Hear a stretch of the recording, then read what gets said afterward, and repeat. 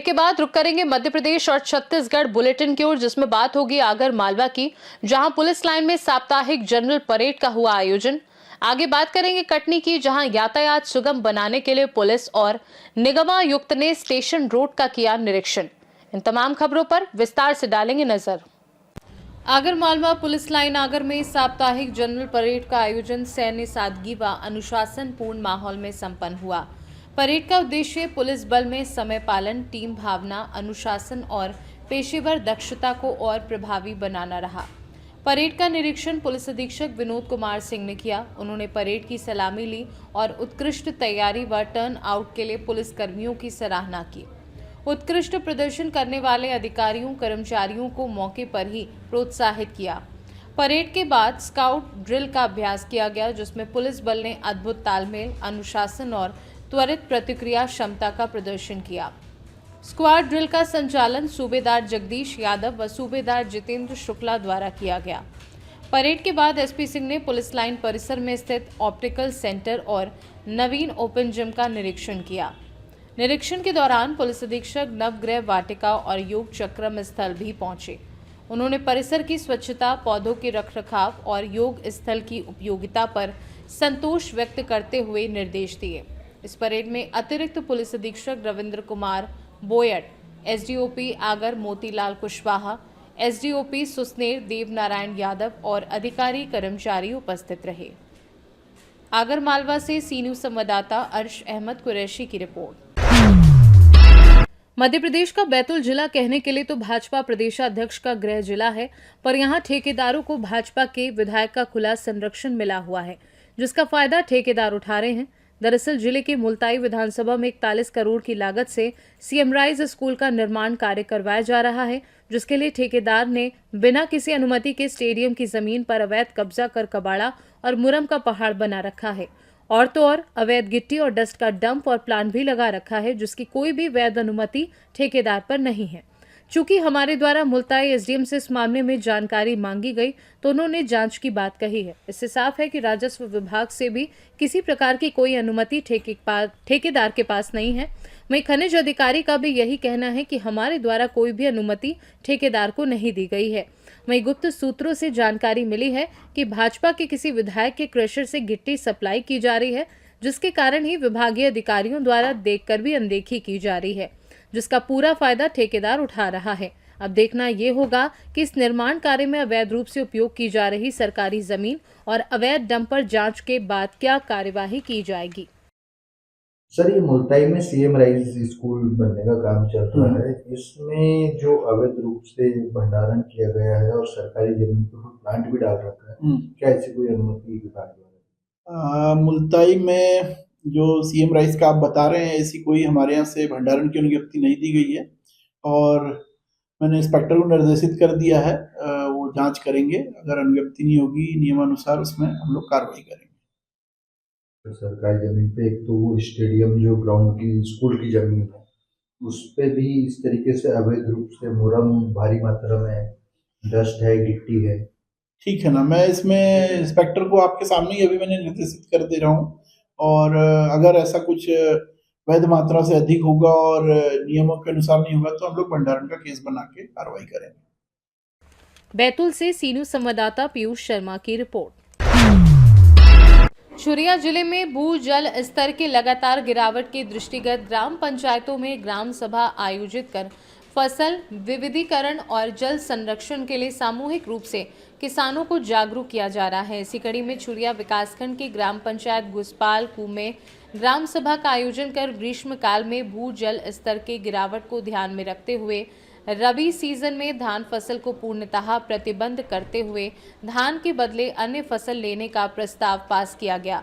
ग्रामीणों ने बताया कि गर्मी में धान फसल लेने से पेयजल संकट उत्पन्न हो जाता है, जिससे गंभीर समस्या से गुजरना पड़ता है। ग्रीष्मकाल में धान फसल लेने वाले किसानों को ग्राम स्तर पर ग्रामीणों ने आर्थिक जुर्माना लगाकर दंडित करने का फैसला भी लिया। जिले में भू जल स्तर के गिरावट के दृष्टिगत फसल चक्र परिवर्तन से पानी की बचत होगी तथा किसानों की आमदनी भी बढ़ेगी। छुरिया से सी न्यूज संवाददाता राधेश्याम शर्मा की रिपोर्ट। करनी सेना प्रमुख जीवन सिंह शेरपुर की जन क्रांति न्याय यात्रा का आज झाबुआ जिले में सर्व समाज द्वारा जोरदार स्वागत किया गया। यात्रा के करवट पहुंचने पर विभिन्न समाजों ने जीवन सिंह शेरपुर को फूल माला और साफा पहनाकर सम्मानित किया। इसके बाद वे सारंगी होते हुए पेटलावत पहुंचे, जहां सर्व समाज द्वारा एक बार फिर उनका भव्य स्वागत किया गया। झाबुआ जिले की सीमा में प्रवेश करते ही करनी सेना और टीम जीवन सिंह शेरपुर के पदाधिकारियों ने भी ऐतिहासिक स्वागत कार्यक्रम आयोजित किया। इस अवसर पर कई वरिष्ठ पदाधिकारी उपस्थित थे। झाबुआ से सीनू संवाददाता विनोद शर्मा की रिपोर्ट। कटनी शहर में यातायात व्यवस्था को सुरक्षित और जाम मुक्त बनाने के उद्देश्य से पुलिस अधीक्षक अभिनव विश्वकर्मा और निगमायुक्त तपस्या सिंह परिहार ने संयुक्त रूप से स्टेशन रोड और अन्य व्यस्त मार्गों का व्यापक निरीक्षण किया। निरीक्षण के दौरान अधिकारियों ने यातायात की वास्तविक स्थिति, पार्किंग व्यवस्था, अवैध अतिक्रमण और मार्ग में बाधा उत्पन्न कर रहे अवरोधों की गहन जांच की। मुख्य कार्यवाही में सुभाष चौक से रेलवे स्टेशन मार्ग तक पैदल भ्रमण कर अव्यवस्थित खड़े वाहनों और फुटपाथ पर फैले अतिक्रमण की जांच हुई। लेफ्ट टर्न पर मौजूद बाधाओं और दुकानों की सीमा के बाहर रखी सामग्री को हटवाया गया। निरीक्षण के दौरान ये सुनिश्चित किया गया कि शहर के व्यस्त मार्गों पर यातायात का प्रवाह निर्बाध हो और नागरिकों की सुरक्षा सुनिश्चित हो। कटनी से सीनू संवाददाता सुमित जायसवाल की रिपोर्ट। पन्ना जिले की शिक्षा व्यवस्था एक बार फिर सवालों के घेरे में है। मामला पन्ना जिले की शासकीय माध्यमिक शाला वर्चुआ का है, जहां 3 शिक्षकों की पोस्टिंग होने के बावजूद स्कूल में पढ़ाई बुरी तरह प्रभावित बताई जा रही है। जानकारी के अनुसार शिक्षक अशोक बिलथरिया और भजन गौड़ अक्सर स्कूल में अनुपस्थित रहते हैं। वहीं तीसरे शिक्षक अरुण तोमर का एक वीडियो सामने आया है, जिसमें वे कक्षा में बच्चों को पढ़ाने के बजाय कुर्सी पर पैर रखकर मोबाइल पर मूवी देखते दिखाई दे रहे हैं। जिस समय बच्चे पढ़ाई का इंतजार कर रहे थे, उस समय मास्टर साहब मनोरंजन में व्यस्त दिखाई दिए। देखिए किस तरह ये मास्टर साहब कबूल कर रहे हैं कि वह मोबाइल चला रहे हैं। शिक्षा विभाग के अधिकारियों ने कहा कि मामले की जांच कराई जाएगी और दोषी पाए जाने पर कार्यवाही की जाएगी, लेकिन कार्यवाही के नाम पर अधिकारी वसूली करके मामले को रफा दफा कर देते हैं। कौन से? आशीष कुमार बिलथरिया, अरुण कुमार तोमर, राम भजन गुरुजी गौड़। अच्छा, कौन सा स्कूल है ये? शासकीय प्राथमिक शाला बरचुआ।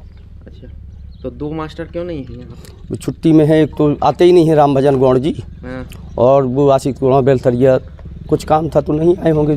CSC को बताया होगा। एप्लीकेशन रख के गए? नहीं रखी सर। तो आप मोबाइल चला रहे थे, बढ़िया मस्त जी, हम मोबाइल तो चला रहे थे और गाना सुन रहे थे। बच्चों को क्या शिक्षा देंगे आप? शिक्षा देते हैं श्रीमान जी, आप देख लीजिए, कोई दिक्कत की बात। पैर ऊपर रखे हैं अब स्कूल के अंदर पैर ऊपर रखे हैं तो हम टेबल लेवल पे नहीं रखे थे, हम उसमें रखे थे, पैर दर्द करने लगते थे श्रीमान। मंदिर है जी शिक्षा श्रीमान जी, शिक्षा का मंदिर जी। चलो, तो ये बताओ कि ये आपने CSC से बताया कि ये छुट्टी पर है? नहीं, हमने नहीं बताया श्रीमान जी। क्यों बताना चाहिए ना? उन्होंने बताया होगा, हमने कहा था उनकी बता देंगे हम। प्रभारी कौन है? प्रभारी तो हम ही हैं सर। तो आपको बताना चाहिए ना? जी, बताना चाहिए। आपका नाम क्या है? अरुण कुमार तोमर गुरुजी। से 2 मास्टर गोल हैं और एक बच्चों को पढ़ाने की जगह फिल्म देख रहे हैं, बच्चे घूम रहे हैं। इस समय SIR का कार्य चल रहा है। हो सकता है उनमें से वो अध्यापक BLO ड्यूटी में गांव में गए हों, लेकिन मैं वस्तु स्थिति का परीक्षण करवा लेता हूं, और यदि ऐसा है कि वो ड्यूटी से गोल रहे हैं तो उनके ऊपर कार्रवाई प्रस्तावित करेंगे। SIR में किसी की ड्यूटी नहीं लगी, ना BLO में ड्यूटी लगी है, सब 3 मास्टर में 2 गोल है। वस्तु स्थिति को दिखवा लेते हैं, एक मोबाइल देख रहा है, गाना और फिल्म देख रहा है, फिर उस पर हम कार्रवाई करते हैं। आपको भी वीडियो दिखाया है जिसमें मास्टर बाकायदा वीडियो देख रहा है, फिल्म देख रहे हैं? हाँ, तो उस पर हम कार्रवाई करेंगे, जाके उनको काउंसलिंग करते हैं। कहीं ना कहीं जिले में बच्चों के साथ में खिलवाड़ कर रहा है, बहुत ख़राब स्थिति है स्कूलों की सर, इसमें क्या करेंगे आप? नहीं, स्कूलों की स्थिति खराब नहीं रहने पाएगी। जहाँ जहाँ हमने सारे वीक पॉइंट, जहाँ भी कोई अनियमितता हो रही उनको चिन्हित किया है और वहाँ पूरा जांच दल हम भेज रहे हैं इस महीने। पन्ना से सीनू संवाददाता रीना सोनी की रिपोर्ट। पवई जिले के पवई जनपद पंचायत अंतर्गत ग्राम पंचायत तिल्ली निवासी किसान विवेकानंद व्यास का आरोप है कि उनके खेत में गांव की नालियों का गंदा पानी लगातार घुस रहा है, जिससे उनकी फसल पूरी तरह बर्बाद हो रही है। इस गंभीर समस्या को लेकर उन्होंने पहले CM हेल्पलाइन में शिकायत दर्ज कराई थी और कई बार ग्राम पंचायत सरपंच एवं सचिव को भी अवगत कराया, लेकिन अब तक कोई ठोस कार्यवाही नहीं की गई। पीड़ित किसान का कहना है कि पंचायत की लापरवाही के कारण उनके खेत में पानी का अस्थायी बहाव बना हुआ है, जिससे बोई गई फसल नष्ट हो रही है और उन्हें भारी आर्थिक नुकसान उठाना पड़ रहा है। इसके बावजूद ग्राम पंचायत द्वारा नाली निर्माण का अब तक कोई कार्य शुरू नहीं किया गया। समस्या से परेशान होकर अब किसान विवेकानंद व्यास ने कलेक्टर को लिखित आवेदन सौंपकर संतोषजनक कार्यवाही की मांग की है। इस मामले के सामने आने के बाद ग्रामीणों में भी नाराजगी देखी जा रही है।